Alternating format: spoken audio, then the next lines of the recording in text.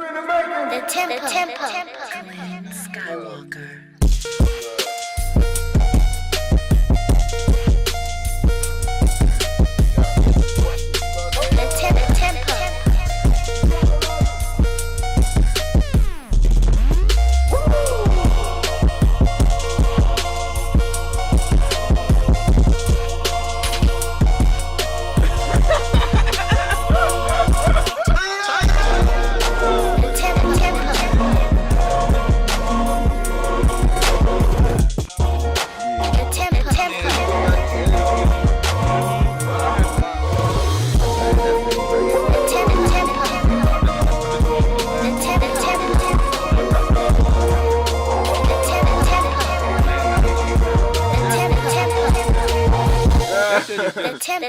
You just put that shit back in the box, mail it back to us, no questions asked. They even have a button that says, like, why are you returning this? I just don't want it no more.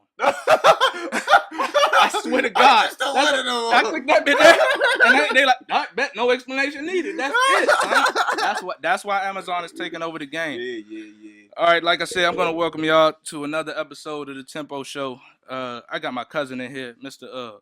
Brian Powe. What's going on, brother? What's good? What's happening with you? And we just out here chilling. He finally came through after 3 years. You know 3 years? Don't say that, man. Don't say that, man. You killing me. Nah, I'm fucking with you, but all right, back at it. Back at it. Daughter need to get something to eat, but you know, I wanted you on the show basically because, you know, you have a lot of interesting, introspective views on it. So on everything. So what do you do first of all? Well, I'm actually an elevator escalator apprentice for WMATA. That's the Washington Metro Area Transit Authority, and that's a apprenticeship program that fix, you know, elevators and escalators. So it's a 4-year apprenticeship program. I'll be finishing hopefully within the next coming months, and I'll be a elevator escalator journeyman for WMATA. Aside from that, you know, I own a 4-unit apartment building, and I'm a landlord.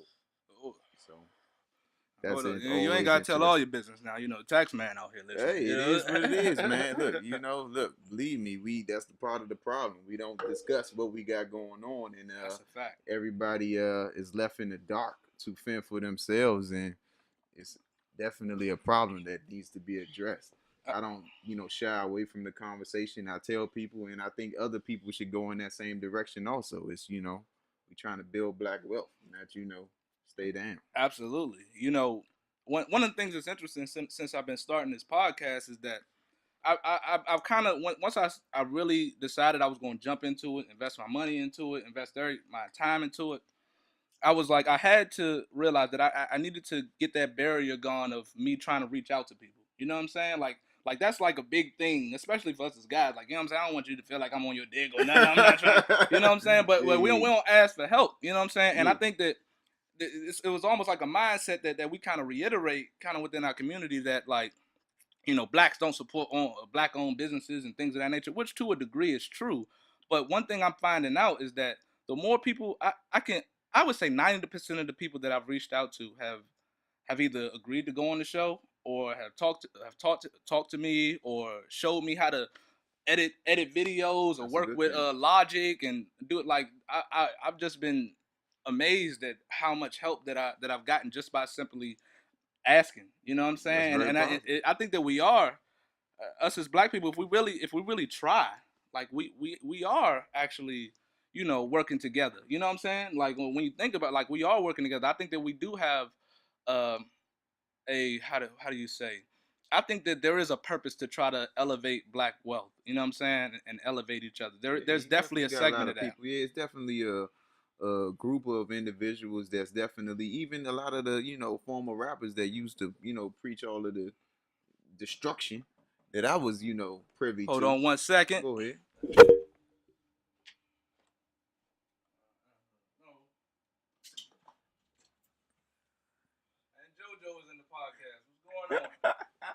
Molly. I think everybody pretty much knows this man. What's good with you, brother? Go ahead.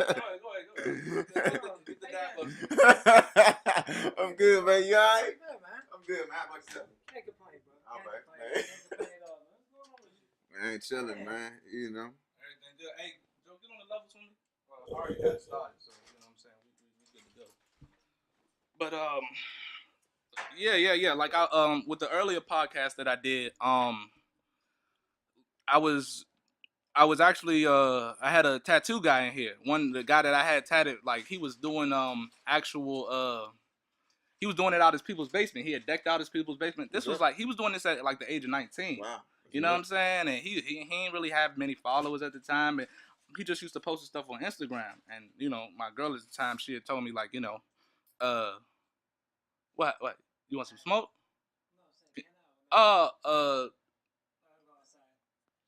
Yeah. But so you know, basically, you know, I was talking with him, and it really had just inspired me really to when I was thinking about it, when I was talking to him. I lost my fucking train of thought because of Joe. Yeah. But god damn. But I guess my overall thing I was trying to say was just that you know, he like talking to him, he really had reached out. You know what I'm saying? Like once I reached out to him, he really offered, you know, all his advice. Like right now, the nigga got like I don't know, like 15,000-20,000 followers on Instagram. You know what I'm saying? And now he's working in the shop. You know what I'm saying? But he still like does the joints on the side and shit like that. So. You know, I had him in here. We was rapping about all that. It's just interesting to see. It's a lot of people out here really making an initiative. You know what I'm saying, to do what they want to work hard at and which they have a talent for. And that's why I fuck with him, because he actually, you know, he's not one of these tattoo artists that just them shits is garbage and you just out here just finessing for $20. 20,000, you know, followers. He definitely got a skill. He got a, you know, a talent that, you know, definitely needs to be put on mainstream. And if he's an individual that's offering you affordable pricing, right? Believe me, you know, that's how you get your name out there, because you know tattoos ain't cheap. So they not at all. So but we was just rapping about that. But I actually wanted to get into so what are like some of the real issues when it comes, because you're a very pro union guy, and you know y'all obviously, as you know, and what WMATA employees, like y'all are dealing with a lot of trials and tribulations going on right now within the company. So what are those basic problems? Because everybody pretty much sees WMATA like them niggas just rich. You know what I'm saying? Them niggas just got all the money and this and that. And it's really not like that. Go ahead. Let me hear what you got to say about it. Well, what we facing now is a big push by management as far as for privatization. Privatization, if anyone doesn't know what that is, it's, you know, taking individuals that work for the company and using contract companies. Basically, you're hiring a company to then bring in their own people, you know, which you don't have to pay benefits, you don't have to fund their retirement, and you know, individuals basically work $10-15 an hour, you know, sometimes, you know, whatever the minimum wage is, and do the same job that you do, and they don't, you know, receive the same benefits that we as WMATA, you know, quasi-government employees receive. So, you know, you would take a job, let's say a custodian gig where, you know, we have individuals making, I don't know, close to $50,000, you know, with benefits, you know, to clean up the stations, and you put them, you hire somebody, you know, you go to the wherever you go and you're labor ready or whatever the case may be. You pick up a bunch of people, throw them in the back of the van. You got a social security number. You know, you can pass a drug test. You can pass a little short background test. You put them in there for 10, 12, maybe $14 an hour, and you get the job done. And, you know, that's not going to elevate us as a class of, you know, working class of people. You know, it's just going to enrich, you know, the corporations, and that's what we have in place now. You know, a general manager and a management team who he's brought along that came with that corporate structure and government, or the quasi-government agency that you know, I work for. They just haven't been ever up against a situation or a management team that pushed it to this limit at all. So it's definitely being challenged. And I don't think as though our union or even the other unions, our union isn't the only union that works for WMATA. We are the largest union with like 7,800 active employees, but there is also 922, which is based in Landover, and there's also the special police officers and also transit police have a union, and also the office and clerical workers. That's local too. So WMATA employs a whole bunch of individuals. Local 689 is just the bulk of the people, and they just weren't ready for the fight that was coming up. Previously, general managers and management teams had kind of worked with the union, but now the climate that's in the White House and Congress, and it was time for them to shut it down. Put their foot down. Yeah, exactly. What's interesting is that, and I was on the phone because I was looking up. There was a recent Supreme Court ruling. So I'm gonna read it. It said the U.S. Supreme Court on Wednesday dealt a big blow to organized labor, ruling that non-members cannot be forced into certain states to pay fees to unions representing public employees such as teachers and police, shutting off key union revenue source. Exactly, and that's going to be a big blow to the union. We, as far as now at local ATU, local 689, we aren't sure. I talked to Financial Secretary, Treasurer, and also a couple of the assistant business agents. They aren't sure as far as where we fit in, as far as are we a public sector union? Because public sector unions, the individuals that were suing, Janice was a part of the teachers union. I believe it was in Washington State, and these are individuals. It's a similar situation where you take a job, and by accepting employment, you automatically accept membership into the union, and then your dues are then taken from your check automatically. With this ruling, those teachers and other public sector employees can say, you know what, that $50-$60 a month, keep it. I want to keep it. I'm not paying it. And unions would still be forced to by law represent those employees, which could be a big financial drain, because absolutely, if you lose your job, they still gotta pay. Right now, our union is paying like $70K a month in legal bills for all of the grievances that are put forth, through the union hall.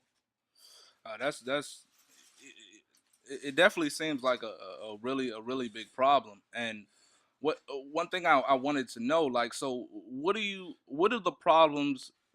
Did the previous administration not anticipate some of the challenges that were going to be faced?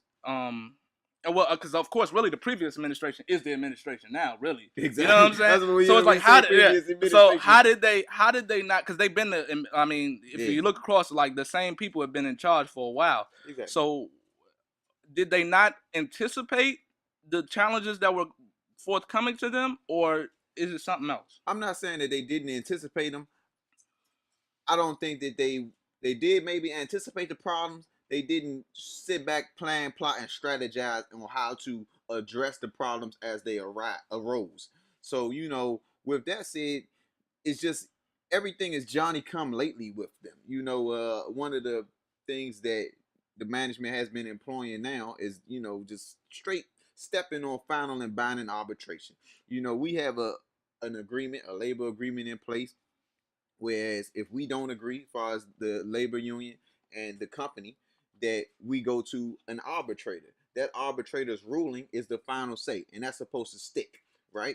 WMATA has, going back 2 years, it was a guy that got basically, took the fall. Is that for the train? Was that on the train? Yeah, exactly. Yeah, I think I remember hearing about that. January 2016, a woman died on the train, through smoke inhalation and everything. The guy was a general equipment mechanic. He got blamed for it. He wasn't doing the PMs or whatever, preventive maintenance inspections like he was supposed to do, from what what came out in investigations and everything. And he actually was allowed to not do them, by WMATA standard. The arbitrator ruled that you allowed him to not do what he was supposed to do in the inspections. Absolutely. That mirrors that kind of sounds similar to the Wells Fargo fiasco, where Wells Fargo had created a system where they created a system where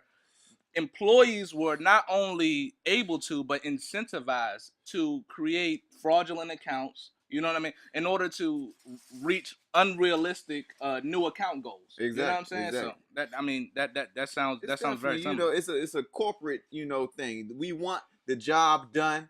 but we won't, want to go the extra step in order to make sure that it's done right. As long as it's getting done and we can make our numbers, then everything is cool. Everything is cool until somebody dies. When somebody dies, then somebody got to take the fall. Exactly. So the arbitrator ruled that he was supposed to be suspended for 6 months and then get his job back.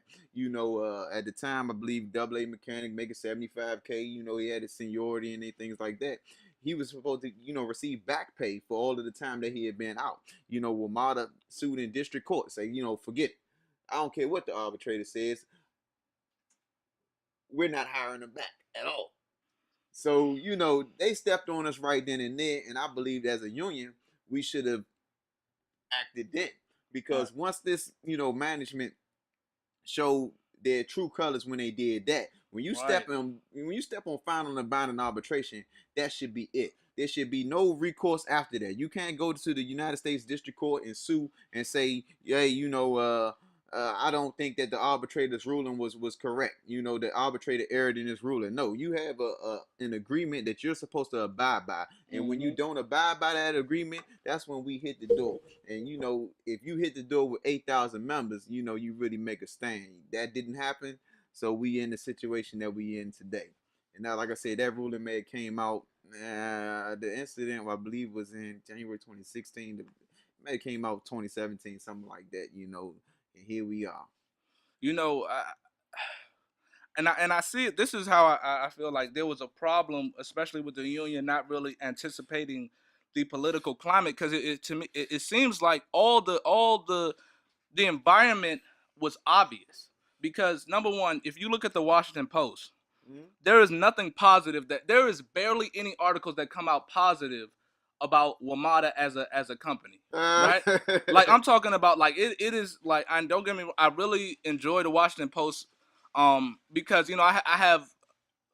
I'm more in the middle center, but I have leaning liberal. You're not conservative. Views. You're not liberal. I'm in the middle. I'm in the middle, really. You know what I'm saying? I'm in the middle, honestly, when it comes to my to let's say my temperament and my political views. Okay. But I do.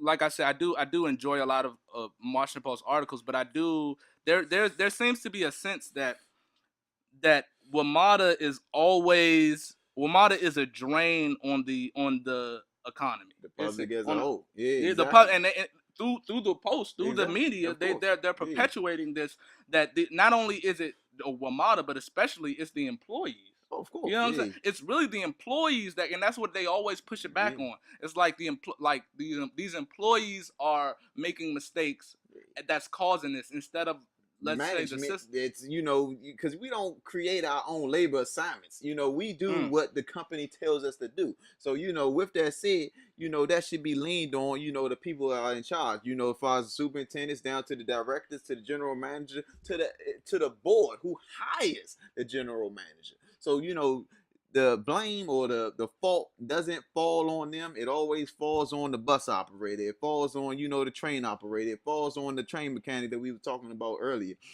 So it definitely, as far as the workers, we receive, the brunt of, the public outcry. And, that's the liberal media. It was a lot worse when we had conservative media. We had Washington Examiner. Man, they was vicious, buddy. It was front page news every day. They wasn't playing at all. So, you got to take your gains and your losses, but we as a union have to be able to battle them back as hard as they pushing us. And believe me, if you not, abiding by final and binding arbitration, if you gonna want to abide by the contract, then we don't have to. If, like I said, you take 8,000 people and you leave them in the middle of the city, midday, Wednesday. You know what I'm saying? Yeah, whatever. Look, I absolutely agree with you, because I think that, and I think that I wish that a lot more people would understand that this is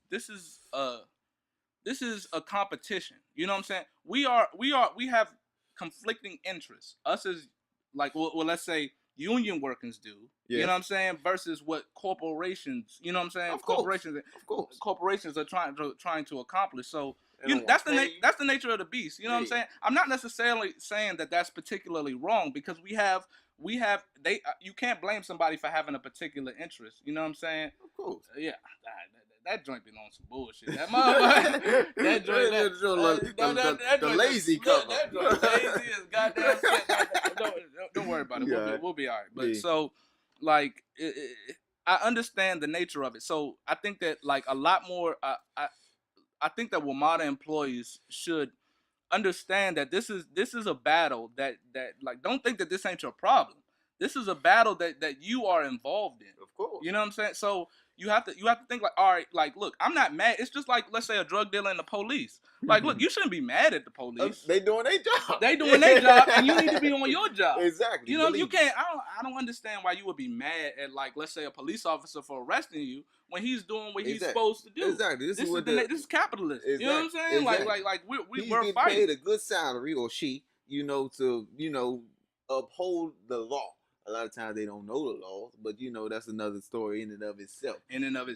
Believe me, I think every police officer needs to go to some type of crash course in law school before they even jump out here and try to arrest you for drinking a beer on your front porch. Look at here, that's not against the law. I can do that. But that's a whole nother issue. That is a whole nother issue. So, all right. So, you had an election. You had an election. What was it? Was it last year or the year prior? We had one this past December. But that was a re-election, right? Special election. Yeah. Special election. So why was there a special election? It was ruled on by the district court. That our union didn't do things the way that it was supposed to do. They were one of the things that the judge ruled on was that they were supposed to send individuals a notice, within, I believe it was 15 or 14 days of an election coming up. They sent it out within, 12 or 13 days. They missed it by a day or two. It may not seem like a lot, but for individuals that... Hold on 1 second. Taylor, what's up? Didn't I give you some water? Where is it at? You don't know where the water is? Go ahead, Joe. Hook her up. Yeah, so for individuals that wanted to, because people are allowed to, retirees are allowed to vote. So you may be in North Carolina, which we have a big group of people from DC. They retire to North Carolina, they retire to South Carolina. You may be in California, you may be in the Philippines, you may be in Dominican Republic. So when they're sending you out a notice, a day late, it may be, believe me, it may cost you another $500-600 to fly in. You like, what, I'm not going to vote in that election. And those were one of the issues. Another one of the issues was that some people that were running for office, some nominees, were allowed to enter into payment agreements to catch up on union dues, and other people weren't. Okay, all right, hold on. Say that for me one more time. Make sure you get close to when you say that. Well, the judge ruled that some employees or nominees for the election were allowed to enter into payment agreements to catch up on past due union dues as far as for our elections. In order to be nominated and to officially run for an elected position, you have to be current on your union dues. And being current would include having a payment arrangement and being caught up on it. But certain people were allowed to enter into payment agreements when some people weren't. Explain that for the people that may think that was a little bit complicated, especially me. Okay, so usually, like I said, like the Janus ruling that you discussed, union dues are taken out of your check automatically every month. I believe it's like $60 or whatever the case may be. But if you are out of service, let's say you get, you driving a bus and you hit a stop real quick, you injure your knee, you out, right, for a year and a half. Right, so that $60 every month, it's supposed to be coming out your check, is not anymore, because you're not receiving a check from WMATA. They only authorized to take the money from WMATA checks. You may be receiving it from the state through workers' comp, or through whoever on disability or whatever. It's up to you to then take care of your union dues. You got to take that $65 down to the union hall every month and pay it. Some individuals don't do that at all. So, $60, it may not seem like a lot, but if you out for, a year, some change, man, it add up to, $700 or whatever the case may be. And a lot of people just don't have $700. They're like, oh, you talking about my rent right there? That's my mortgage. So, it's a situation, because believe me, you was out on comp or you was out on disability, and the checks don't come right away. So you're not getting your every Wednesday or whatever the case may be checked. So that may be the least of your worries at the time. You're trying to recover and recuperate from an injury. So when you are presented with a bill for $800, you're like, look, I ain't got it. Man, what? Man, what? Somebody come at me with a bill for $800. I'm like, all right, well, I'm gonna get back to you. Exactly. I'm gonna get back to you when I get back to you. You know what I'm saying? So, some people were allowed to, throw $100 down and put $50 on a month to catch up on union dues, but other people weren't. The payment agreement would allow you to then run for an elected officer position, and if you didn't enter an agreement, then you couldn't run. You can't. If you're going to do that, you got to do it for everybody. You can't sit back and pick and choose and say, you know what, I like Tempo, I'm gonna go ahead and give him a payment agreement, but Brian Powe, yeah, he can't. Nah, look at here. I don't know about him, man. I don't think we gonna be able to throw him a payment agreement. His views a little bit outside of what we think should be the norm. So he gonna have to come with the whole 800, or he ain't up to date with his union dues and he can't run for an elected position. So that's what the judge ruled, and we had to have a special election in order to do it right.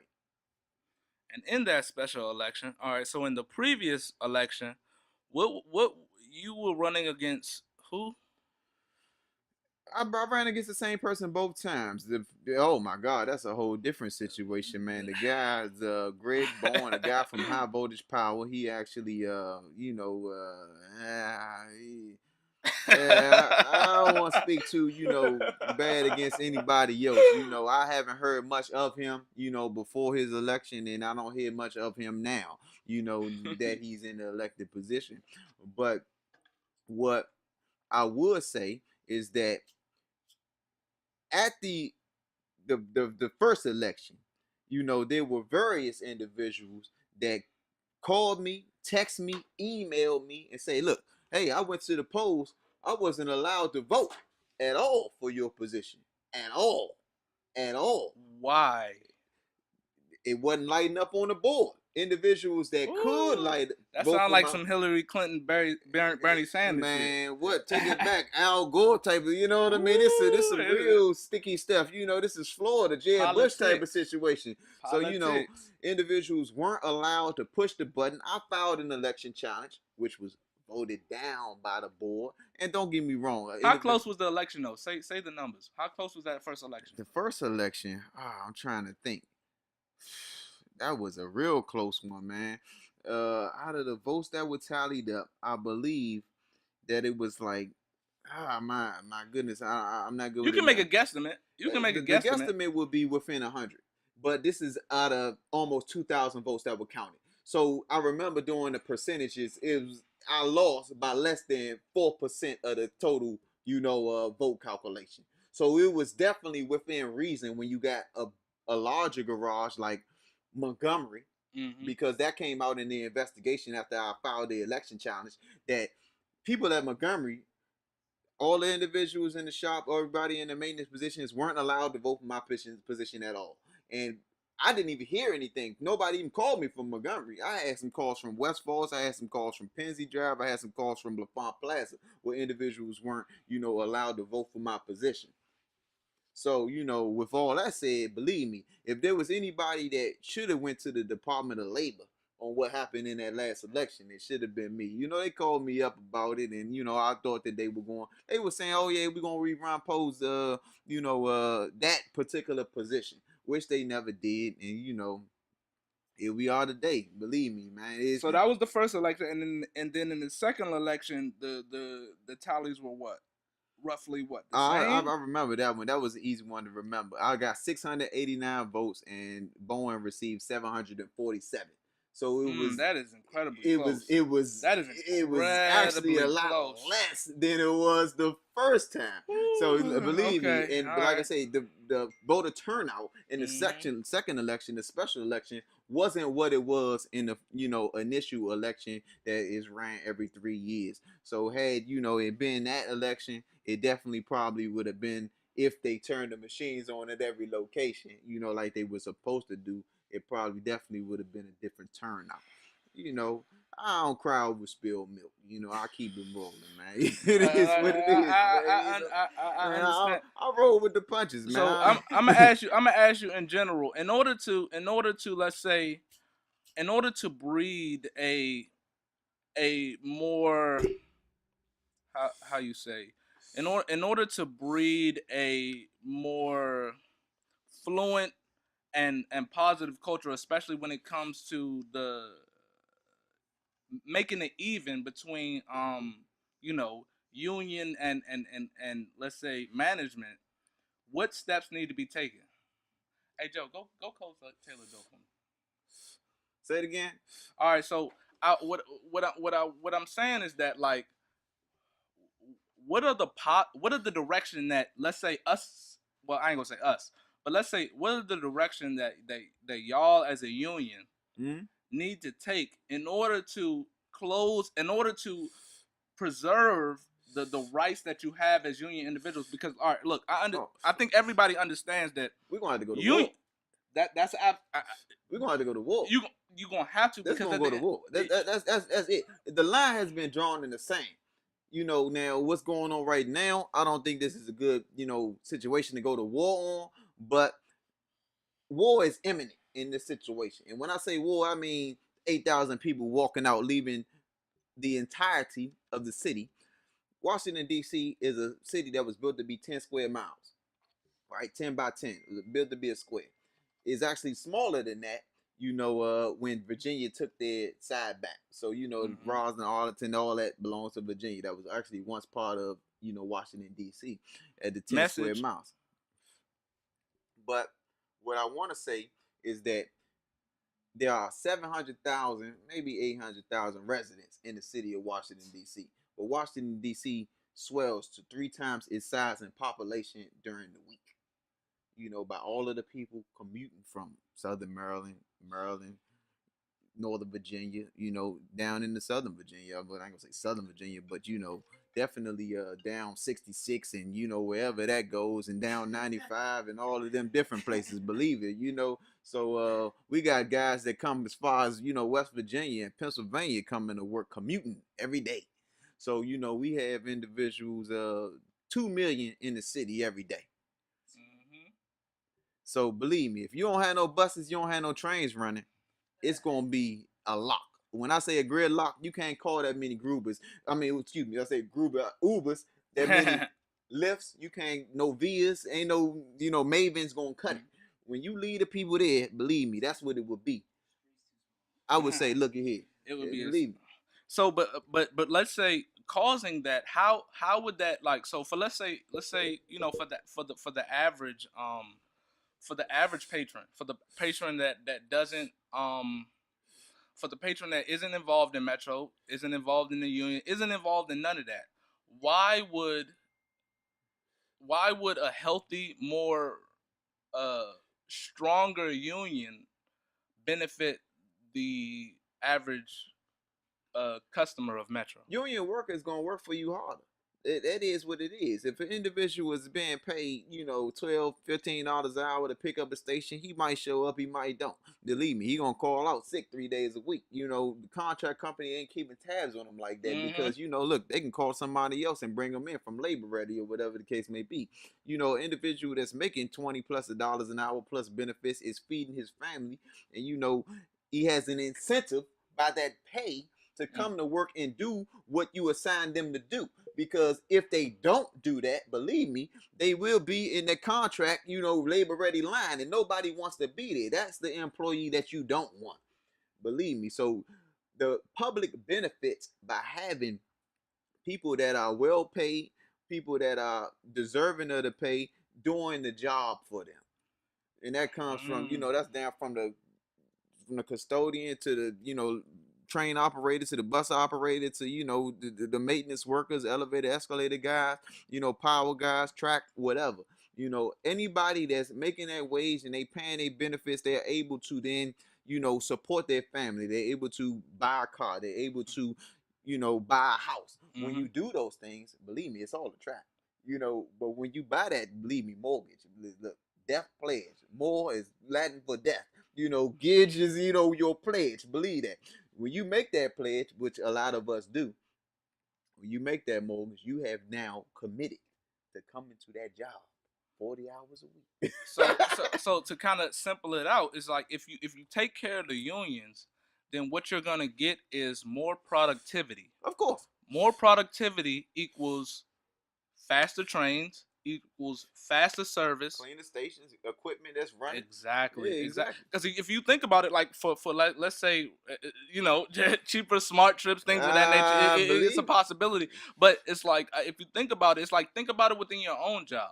Like if you were being paid, I don't care what you do, even if you was working at McDonald's or any type of fast food, if you were being paid a wage that incentivized you to come to work, that not only you are able to take care of your family, you're gonna be there, and you're gonna be there, and you're gonna be happy to be there. You're gonna be there. So therefore, when I'm coming to McDonald's and I wanna get something, you like, hey, look, I need to make this money because it's taking care of my family. Exactly. So you know what I'm saying? I'm gonna give you the best work that I can give you. Exactly. And that really translates. That makes a whole lot of sense.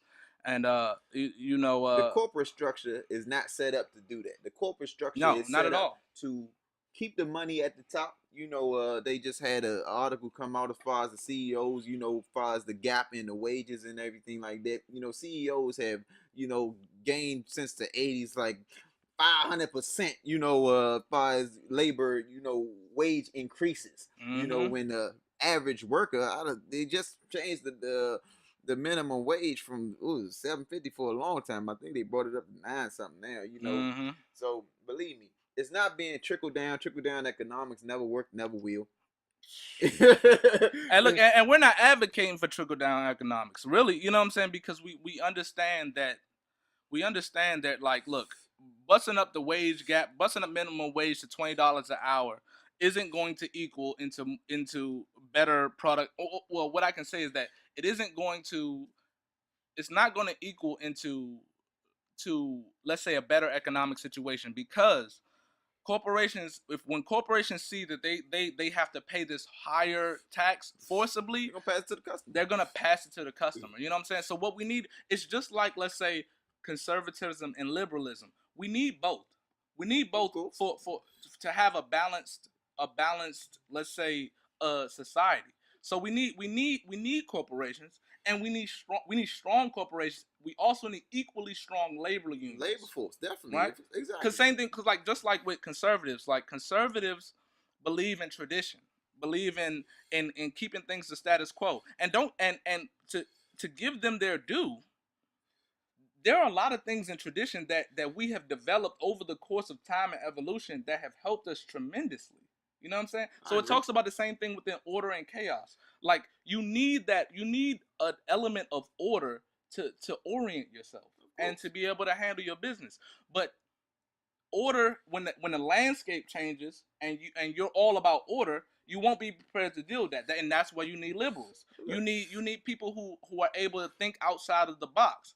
But we see throughout history that, number one, there have been, when you go too far to the extreme, that you're gonna get the same murderous result. So you can see it, like, let's say with conservatism, whereas traditionalism, you can see Hitler, and then you can see the extreme, which was equally as murderous on the liberal side. On the liberal side with Stalin, and on the liberal side with Stalin and communism, the radical idea of communism, because the reality is that, look, believe me, like if as much as gets paid the same, utopia is not possible. Yeah, Let's just stop this idea that utopia is possible. It's not. Yeah, Okay? So this dream world that you would like to live in isn't going to happen. But what we can do is try to make a world that we can manage and coexist. Yeah. So, and it's the same thing with the labor unions and the corporations. Corporations need to be there in order to structure things, and the unions need to be there to make work habitable for the people. Yeah, make sure people get their just due. Exactly. So, but you know, we could blame it on capitalism or we could blame it on hierarchy. But one thing that we could argue about the differences all day, but one thing that we do understand is that there needs to be a balance. One thing that everybody agrees with that we all kind of got from Taoism is that there is a balance between things, male and feminine, chaos and order. I love it. So we need a balance of everything, and when it shifts too much to either side, then that's where we find ourselves in a danger of destabilizing society. And that's what is going to need to happen. Believe it. We need some stabilization. To put some respect on his name as far as the labor is concerned at this point, you know, because we're being stepped on by the corporate structure. To put some respect on his name, a war is imminent. War is imminent. And with that said, you know, there are casualties of war. In this situation, it's going to be 2 million individuals left in the city of Washington, D.C., you know, with no place to go. You try to get home when you all you got is Uber and all you got is Lyft. Surge prices are going to be 5x, 6x, 10x to go from... It's going to be $60 to go down the street. Exactly. Keep it a buck. Believe you take Metro away, it's $60 to go down the street. I don't give a fuck who got caught. Easily. Look, Uber pool gonna be 60. If you trying to get an Uber X, man, you better hunt it off the break. Look, where you trying to go? Oh, Capitol Heights? Oh, because it's gonna be like, remember the snowstorm we had in 2016? Like it'll be in that particular era because it will be that type of catastrophe. So if you're in that type of catastrophe, you see, number one, when you had all that snow, it was $100 to go down the street. Look, if you had a truck, you was making bread. Look, Molly talking some truth. I like to liken it to the blackout in New York City, right? This is why it's important for individuals to, I'm gonna say doomsday prep, but keep cash. Woo. It is what it is. Look, if you got $100, some say keep gold. You know what I'm saying? Look, especially with Bitcoin and all these other like gold, keep a what they say keep a diverse portfolio. Of course. But if you're going to have some gold, you're going to have some silver nuggets, you're going to have some silver bars or whatever the case may be, you need to have access to it. I'm not saying have it on the exchange. You need to have it so you can... in your pocket. You can have it at the crib. Believe me, like I said, when you liken it to that blackout in New York City, I believe it was a 3-day blackout, right? When was this? Within the last 5 to 10 years, right? Mm-hmm. So, you know how we attach to our cell phones. Facts. Look, you want to charge your cell phone? I got the generator going right here. You know what's it gonna be? Yeah, $20. 15 minutes. You get 15 minutes on a fast charge, $20. What you gonna do? All right. Look, I mean, like, well, look, all I got is this 50. I ain't got change. What you gonna do? So when I tell people, look, doomsday prep, you need to have that, you know, fives and singles down, and you know. Come on, y'all. Hey, what's going on, brother? How y'all doing, man? Hey, what's going on, y'all? Y'all go ahead, man. Oh yeah, we got the elite producers just came through the building. That's what's up. Me and my cousin out here. I ain't even gonna say we talking shit. This is a lot of facts going on in here. Yeah, believe. No, it's real shit. So, you know, it's. So I would just say, as like, let's say the last question is, what should, especially because that's what your constituency is. How should the average Metro employee coming in, and then the one that's been there 20 years, okay, how should they act as far as when it comes to the union? They should be definitely informed. You know, I just started a Facebook. Believe me, I should have been, you know, on it a long time ago. I told this nigga 20 years ago. Man, look, yeah, you know, look, I'm trying to stay low key, but you know, it's all good. But in order to stay informed, and believe me, I don't think that the union is doing a great job as far as informing the members. But in order to keep your ear to the street, you're going to have to be at the. If you're not gonna come to the meetings, you're not gonna hear, what's being said from the horse's mouth. Then you need to come to the meetings. I mean, you need to have a Facebook going. Have the text going. You got to be available to the information. Exactly. Right. Because if you don't, then you're getting it from a second and third person, and believe me, by the time it get down to the sixth person, it didn't distort it, so many times. So you need to be available to get it, from the source. We have a page that's a straight group page where everybody in there is, local 689 members, and they have that information to give out, and that needs to be decimated, because when it's time to go, when it's gonna be go time, you need to understand why you need to be a part of this action. Believe me, look, I was raised in the Unions type of situation. If you crossing the line, you getting stomped. It is what it is. Look, you better not cross the line, and you better understand why you stand on the other side of the line. Look, if we set up a line, you ain't crossing it. It is what it is. That means nobody's working, nothing's moving. That means that trains ain't moving, buses ain't moving, ain't no machinery in this entire city gonna be moving. So you either with us or you against us. And when we got 8,000 people strong, you do what you do. Because believe me, you cross this line, it is what it is.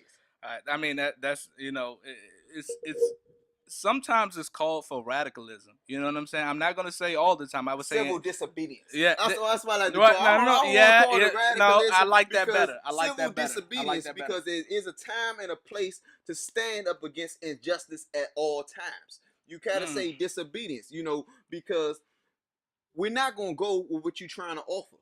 Right now, the Joker trying to say, look, with the custodian situation, look, y'all can't pick, but y'all need to go where we want y'all to go. So that's a bad situation. Unacceptable. And it's gearing up. It's gearing up, and it's about to boil over. Like what they got volcanoes erupting in places that they didn't even know was volcanoes. They're like, oh, we got active volcanoes in Maryland. What the hell's happening here? And this is what's been going on over the past couple years, with the labor force in Washington, D.C. as far as transit industry is concerned. And it's not only, individuals that work for WMATA. Now that we branched out, we actually have DC streetcar in our union and a lot of the metro access. Individuals that transport, handicapped individuals, a lot of your senior citizens to their appointments and stuff like that. So if they walk with us, man, believe it ain't nothing moving. Like I said, and look, it's really a call to action. Like, so, look, we gonna have to do a part 2 and a part 3 and a part 4. You know what I'm saying? Because this is one of those subjects that not only the public needs, especially the employees need to hear, but the public needs to hear it too. You know what I'm saying? Because it translates to your job as well. It parallels to your job as well. So, like I said, my man Brian, appreciate you for coming out. This was an excellent, informative episode. You know what I'm saying? I'm gonna need you to come out here before the traffic comes, so we can get more than just the bullshit. 30, 45 minutes. You know what I'm saying? But appreciate you, brother. All right, we gonna holler at you. All right?